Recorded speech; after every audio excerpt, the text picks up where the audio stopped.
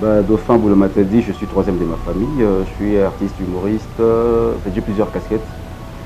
Artiste humoriste, je suis un jeune influenceur et puis animateur de télé. Donc, je crois en gros, c'est un peu ça. Fils de M. Thomas Boulomatadi, maman de Solanka Ngaïfet. Troisième de ma famille, comme je l'ai dit. Père d'un enfant, son nom c'est Sidney Boulomatadi, patron de l'agence Okapi Event. Et voilà.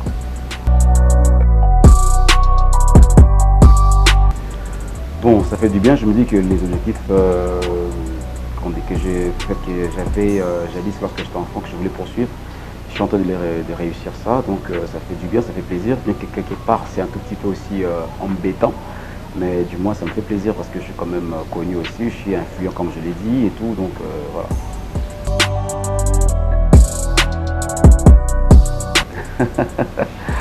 Le plus grand, écoutez, chacun a sa particularité. Chacun a son... S'il y avait un grand humoriste connu de la RDC, les autres n'allaient pas avoir des fans. Et en plus, c'est comme nous tous, on a des fans, ça veut dire que nous tous, nous sommes grands.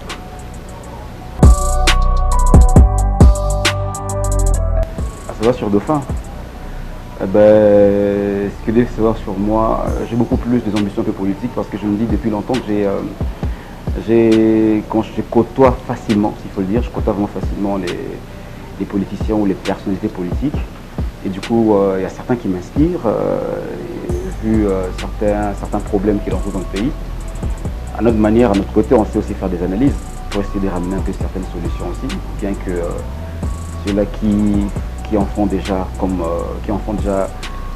fonction, je ne sais pas s'il faut dire qu'ils n'arrivent pas à trouver certaines solutions, mais du moins nous, par rapport à notre vision, par rapport à ce qu'on est en train de faire, comment est-ce que les choses sont en train d'évoluer, on sait apporter aussi des solutions, on sait apporter des idées, bien que ce n'est pas encore apprécié par tout le monde, bien qu'on n'a pas l'opportunité de les faire. Alors je me dis pourquoi ne pas s'y engager, s'y mettre dans cette voie-là pour que je sois aussi un jour entendu, écouté de tous. Je sais pas. Je sais pas. Je sais pas si je veux dire que c'est évident. Il a sa manière de faire les choses, j'ai une manière de faire les choses. Donc voilà, chacun a sa... on a tous une même vision, c'est de faire l'humour, c'est de faire la comédie, ainsi de suite. Mais on a des sketchs différents. Alors du coup, c'est assez fans qui aiment ce qu'il fait. Dauphin, c'est fans qui aiment ce que je fais et tout. Donc voilà.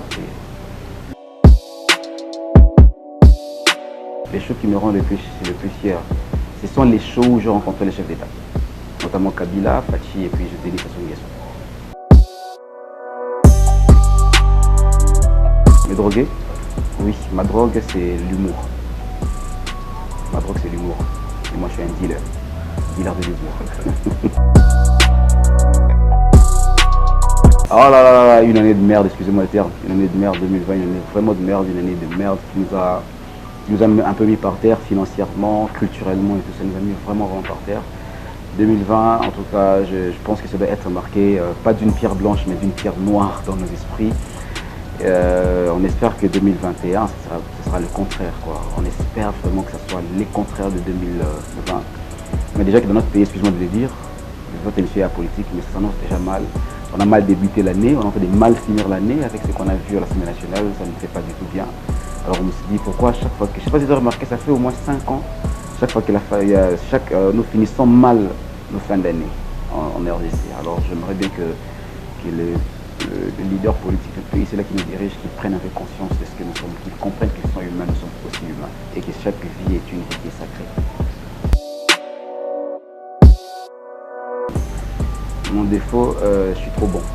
C'est un défaut. Parce qu'à force d'être trop bon, il y a de ceux-là qui te foutent de ta gueule parce que tu es bon.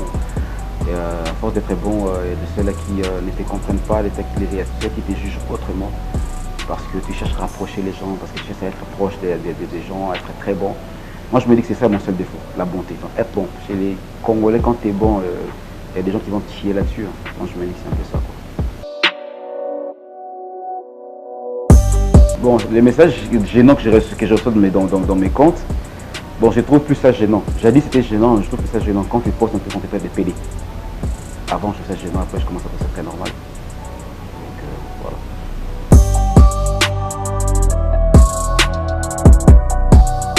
Parce que ils n'avaient pas compris une vision que j'avais après le confinement. Parce que tu vois, Nous animons cette émission et puis du coup nous mettons notre numéro, c'est nous qui recevons des appels de part et d'autre bien sûr. Alors ça veut dire que nous recevons des suggestions, des critiques, des remarques, des conseils et tout ça, nous en recevons. Alors lorsque tu reçois tout ça, du coup il faut faire des analyses pour montrer aussi, comment je peux dire, au patron, au chef ou au propriétaire de la chaîne, lui dire que voilà, par rapport à l'émission, vous avez vu, on a déjà fait 6 ans, on a fait 7 ans, maintenant, si possibilité, on essaie un peu d'amener dans telle vision pour qu'on garde toujours un peu cette notoriété, garder toujours cette image et tout. Alors, si vous n'avez pas compris, moi je me suis dit que non, voilà, ils sont en train de négliger un peu cet aspect-là. Voilà pourquoi j'avais quitté. Et lorsqu'ils ont compris, ils ont rejoint automatiquement mon idée. Voilà, ils m'ont rappelé pour me dire que bon voilà, on a compris, reviens quand même, et je suis revenu. Voilà pourquoi quand j'avais quitté, je n'ai pas aussi dit des bêtises sur la chaîne. Et à chaque fois, je disais à toute raison gardée, j'épargnais les journalistes ou les personnes qui interviewaient, je les épargnais un peu de, quand je peux dire, des détails quoi, pour la raison de mon départ de B1. Mais maintenant, je suis là et puis ils ont compris. Ouais, Dauphin, un enfant. Non, je ne suis pas encore marié, j'ai juste un enfant, je suis juste un gosse, je ne suis pas du tout marié. On est jeune et puis voilà, on est star et puis il y a des tentations qui arrivent et puis poum, ça marche et puis tac.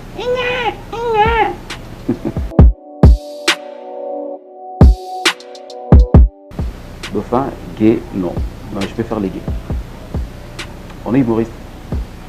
Je ne sais pas si tu as remarqué, tous les humoristes, tous les grands humoristes, Jamel Debbouze, Gad Elmaleh, Louis de Funès, Jim Carrey, Saï Saï, tous.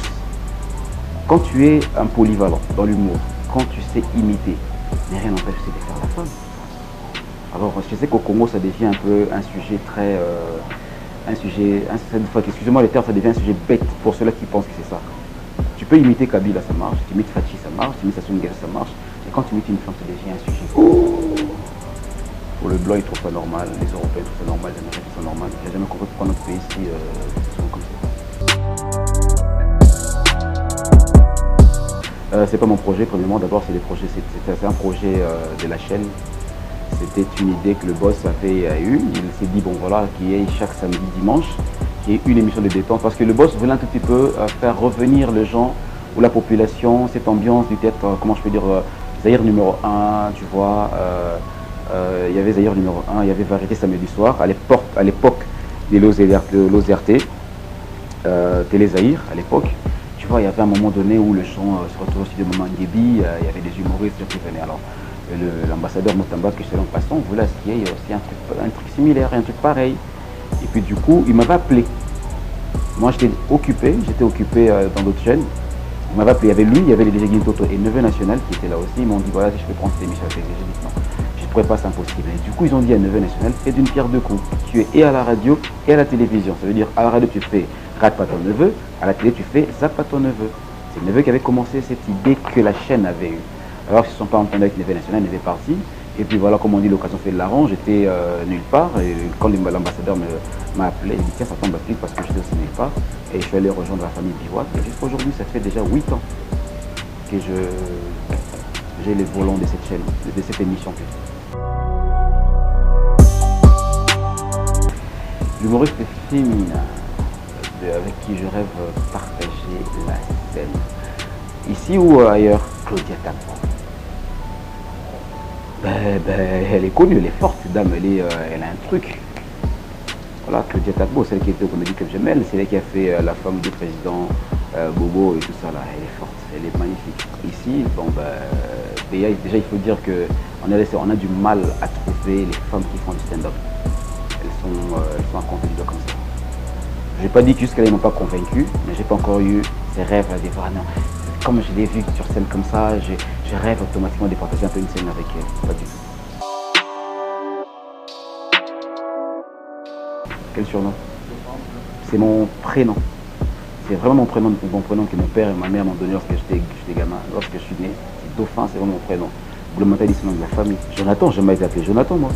Bon, par contre, je me surnomme Mobutu parce que j'imite Mobutu, on me surnomme Kabila parce que j'imite Kabila. Actuellement, on m'appelle Béton parce que je suis le seul humoriste qui a la voix de Fachi Béton. On m'appelle actuellement Béton et ça fait plaisir. Oui, bien sûr, c'est une partie de ma vie. a vraiment changé une grande partie de ma vie. C'est grâce à cette chaîne Biohan Show que je suis encore connu davantage. Je t'ai connu, Biohan Show m'a fait encore connaître davantage. Et puis, il y a des relations qui est nées derrière là-dessus. On est des artistes, tu vois ce que ça fait. On vit un peu de...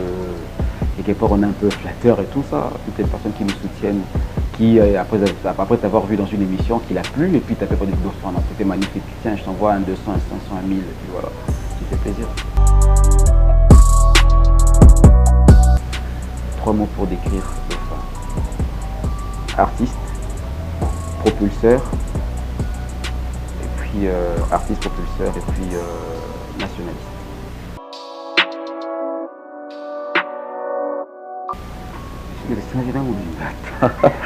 Ah ben là c'est difficile, il y en a plein. Il y en a plein. Le seul c'est que ça n'a jamais Mobimba. Il y en a plein, il y en a plein, il y en a plein, il y en a plein.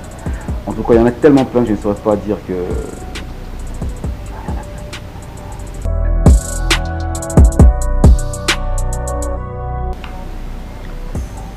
Le très cher compatriote, Congolaises et Congolais, je viens de venir. Béton, ben ça va. Peuple congolais, je pense que c'est le temps au Congo de s'élever, de s'aimer culturellement, politiquement, en fait, dans tout le moyen possible. Ça fait si longtemps que nous sommes restés courbés à cause des conflits, de la guerre et tout ça, sans remède. Vous savez que nous sommes privés de la joie de vivre, comme j'ai dit tout à l'heure, pour des guerres sans remède. Alors personne ne prendra soin de nous si nous-mêmes ne savons pas prendre soin de nous. Prenons-nous en charge, aimons-nous, aimez ces pays. Ce message c'est pour non seulement la population, c'est aussi pour les politiciens. Merci.